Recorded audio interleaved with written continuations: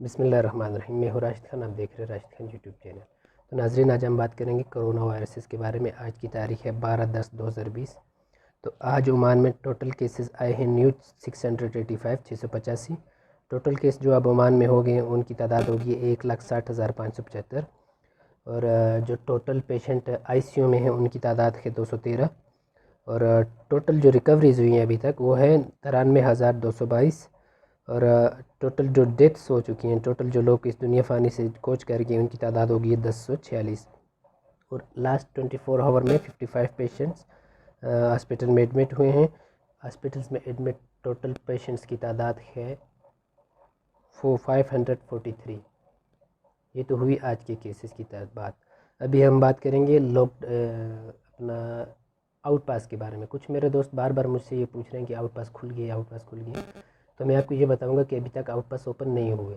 ہاں ہوئے ہیں، وہ آؤٹ پاس ان کو نہیں بول سکتے۔ ایسا ہے کہ جن لوگوں کے ویزے ایکسپائر ہو چکے ہیں وہ اللیگل نہیں ہیں عمان میں، صرف ایکسپائر ویزوں والے جو مکمل طور پہ جانا چاہتے ہیں وہ لوگوں کو عمان ایئرپورٹ سے، عمان کی جو گورنمنٹ سے اجازت دی ہے وہ لوگ جا سکتے ہیں۔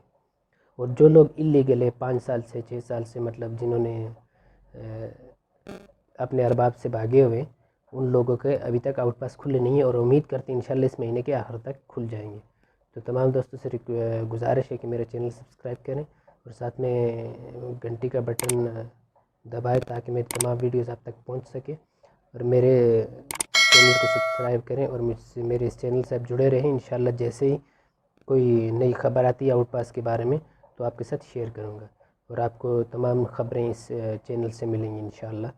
تو میں ایک بار پھر بتا دوں کہ ابھی تک آؤٹ پاس اوپن نہیں ہوئے ان لوگوں کے لیے جن لوگوں نے مکمل طور پہ جانا ہے، مطلب جن لوگ کے پاس ویزا ایکسپائر ہے صرف، یعنی ان کی آئی ڈی ویلڈ نہیں ہے، اب صرف آئی ڈی ختم ہے اور وہ لوگ مکمل پرمنٹلی جانا چاہتے ہیں تو ان لوگ کو فائن پے کر کے نہیں جانا۔